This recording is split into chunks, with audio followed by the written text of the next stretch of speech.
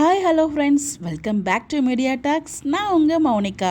Match found பாருங்களேன், எம்மா நம்ம வீக்கா ஃபேன்ஸ் வேறு லெவல் போங்க. நீங்கள் எந்த லெவலுக்கு வந்து பார்த்தீங்கன்னா நீங்கள் ஃபாலோ பண்ணுறீங்க, கனெக்ட் பண்ணுறீங்கன்னு நினைக்கும் போது அவ்வளோ ஒரு ஹாப்பியாக இருக்குது. ஸோ உண்மையிலே வந்து வீக்காவும் ஸ்பெஷல், வீக்கா ஃபேன்ஸும் ஸ்பெஷல். ஸோ இந்த லெவலுக்கு வந்து ஃபேண்டம் க்ரியேட் பண்ணியிருக்காங்க பாருங்கள். உண்மையிலே ரொம்ப வந்து சர்ப்ரைஸாக இருக்குங்க. நம்ம சுவாமி ப்ரோ வந்து பார்த்தீங்கன்னா 2 days பேக் ஒரு அப்டேட் வந்து கொடுத்துருந்தாங்க. ஸோ இந்த ஒரு ஃபோட்டோவை ஷேர் பண்ணி, ப்ரீவியஸ் ஃபோட்டோ ஒன்று இருக்கு இல்லையா, அதை ஷேர் பண்ணி ஒரு பால்கனி மாதிரி இருக்குது. ஸோ நாஸ்டாலஜிக்கா அப்படிங்கிற மாதிரிலாம் போட்டு ஞாபகம் வருதே சாங் வந்து பேக்ரவுண்டில் போட்டிருக்காங்க. என்ன ஞாபகம் வருது அப்படின்னு சொல்லி நம்மளுக்குமே ஒரு கொஸ்டின் மார்க் இருந்துச்சு. நமக்கு ஒன்றும் புரியல. பிகாஸ் நான் காற்றுக்கின வெளிக்கு அப்புறம், அது காற்றுக்கின வெளி பாதிக்கப்புறம் தான் அவரை ஃபாலோ பண்ண ஆரம்பித்தேன். பிகாஸ் அவரோட ஆக்டிங் பிடிச்சி அதுக்கப்புறம் அவரை பற்றி சர்ச் பண்ணும்போது தான் அவர் நம்ம ஊருக்கு பக்கத்து ஊராக போயிட்டார். அப்படிங்கிறப்ப இன்னும் அது ஒரு ஸ்பெஷல் மொமெண்ட்டாக தான் இருக்கும் நமக்கு. அது ஒரு ஸ்பெஷல் தான். ஸோ நம்ம சென்னையிலேயே இருந்தோம் அப்படின்னு பார்த்தீங்களா, நம்ம ஊர் யாராவது ஒருத்தவங்க இருந்தாங்கன்னா ஐயோ நம்ம ஊருக்காரவங்க அப்படிங்கிற மாதிரி நமக்கு ஒரு ஃபீல் இருக்கும். அந்த மாதிரி தான் இப்போ வந்து எனக்கு ஃபீல் ஆச்சு அவரை பார்க்கும்போது. அவரோட ஆக்டிங் வந்து இன்னும் அதை விட நம்மளுக்கு ரசிக்க வைக்கிற மாதிரி ஆயிடுச்சு. ஸோ ரொம்ப ஸ்பெஷலான பர்சனாக ஆகிட்டாங்க.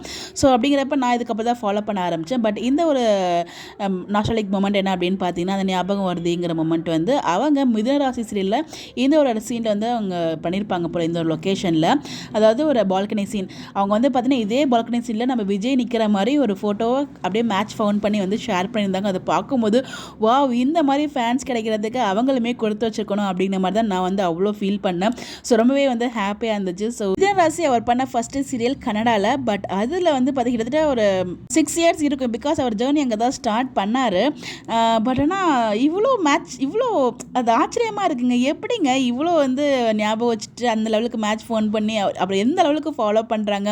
ஸோ அப்படின்னு நினைக்கும் போது அவ்வளோ ஒரு ஹாப்பியாக இருக்குது. அந்த ஹாப்பினஸ்ஸை அது வார்த்தையில் எனக்கு எப்படி சொல்கிறதுன்னு தெரியல. ரொம்பவே ஹாப்பி. ஸோ மேட்ச் ஃபைனலி வந்து ஃபோன் பண்ணியாச்சு. அது வந்து பார்த்திங்கன்னா மிதுனராசியில் வர ஒரு லொக்கேஷன்.